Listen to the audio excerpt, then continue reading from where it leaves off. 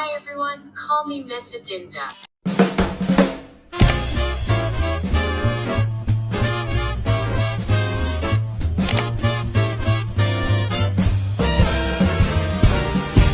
Hello everyone! Welcome to Introduction to Educational Linguistics.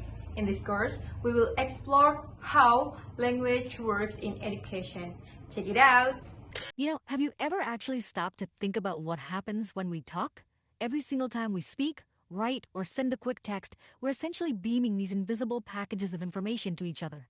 But how do mere sounds and little squiggles on a screen translate into fully formed, complex ideas inside someone else's head?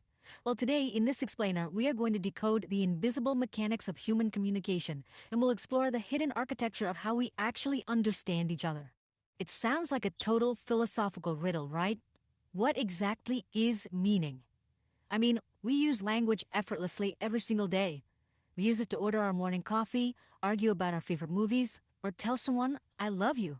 But to actually interpret the real meaning behind all those effortless, everyday exchanges, we need to take a look at the rigorous science behind the words. And that science is called semantics. It's the branch of linguistics focused exclusively on studying meaning. You can think of it as the essential toolkit for understanding exactly how words, phrases, and entire sentences map onto our reality to convey objects, actions, and complex relationships.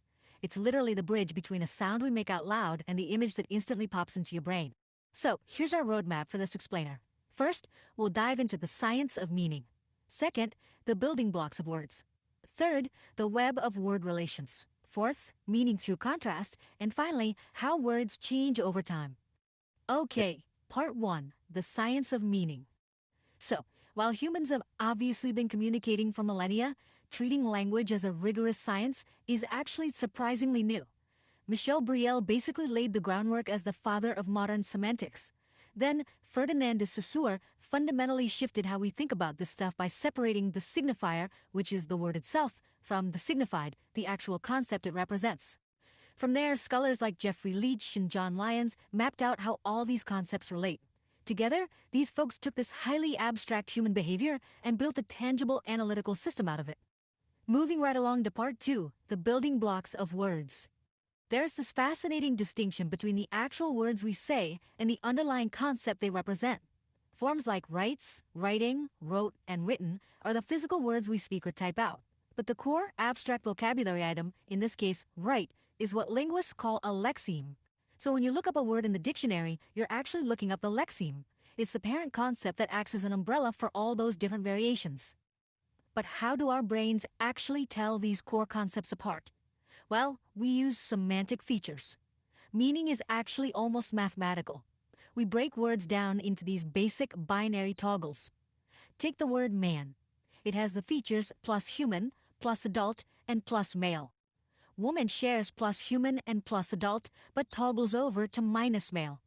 By using these incredibly simple binary codes, our brains can instantly categorize every single word we've ever learned. And when those words combine into a sentence, they essentially take on specific jobs, which are called semantic roles. Say we have the sentence, Sarah opened the door with a key.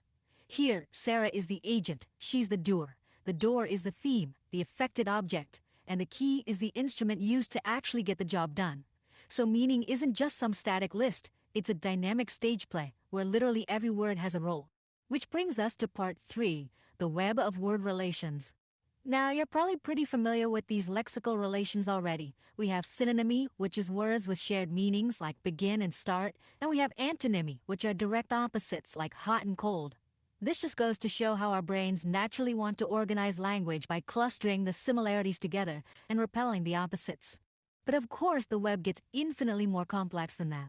Hyponymy shows how words nest into much broader categories. For example, a rose belongs to flowers, a cat belongs to animals. And then there are the tricksters of language, homonyms. This is when one single word form holds completely, totally unrelated meanings, like a bat flying around in a cave versus a bat you use to hit a baseball. In those cases, your brain has to rely entirely on context to pluck the correct meaning out of the web. Alright, part 4, meaning through contrast. There's this absolutely crucial architectural concept from Ferdinand de Saussure, and it goes like this. Meaning exists through contrast. Think about it. Why do we actually know what a sheep is? We know strictly because it is not a goat and it is not a cow. A word's exact boundary is defined by the words surrounding it. So, if the word goat vanished from the English language tomorrow, the semantic boundaries of the word sheep would literally stretch to fill that void. And finally, part 5, how words change over time. It is honestly so fascinating to see just how elastic words are across history. Take a concept like broadening. The word holiday used to mean a highly specific, religious, holy day, but today, it's just any vacation. Conversely, look at narrowing. Centuries ago, the word meat meant literally any kind of food, but over time, that definition severely narrowed to mean strictly animal flesh. Words can even completely flip their moral connotations over time. Through a process called amelioration, a word gets a major upgrade. A knight was once just a lowly servant before it evolved into an honorable title. But pejoration is the exact opposite. A villain originally just meant a regular farm worker tied to an estate, but mostly due to upper-class snobbery over the years, those rural workers were associated with bad behavior, giving us today's ultimate bad guy. Okay, so we've mapped out semantic features, these intricate word webs, and centuries of linguistic evolution. But this brings us to the ultimate payoff. Why actually study semantics? Why does decoding this invisible structure actually matter to anyone outside of a university linguistics classroom? Well, it matters because semantics is our fundamental tool for navigating reality. It allows us to interpret text accurately, analyze the subtle linguistic persuasions used by politicians or advertisers, and avoid truly disastrous misunderstandings. It's a highly practical toolkit that is actively powering global translation, law, discourse analysis, and even crisis management. Because at the end of the day, language is so much more than just a massive collection of dictionary entries. It is meaning itself. By studying semantics, we are decoding how human beings express complex thoughts and intense emotions. We learn that true connection relies entirely on context, structure, and the endless march of time. Which leaves us with a pretty fascinating living reality. The language you and I are using right this very second is still shifting. So what everyday words that we use perfectly clearly today might mean something completely different in 100 years. Keep your ears open, because the invisible mechanics of meaning never, ever stop working. Thanks for joining me for this explainer, and keep questioning the world around you.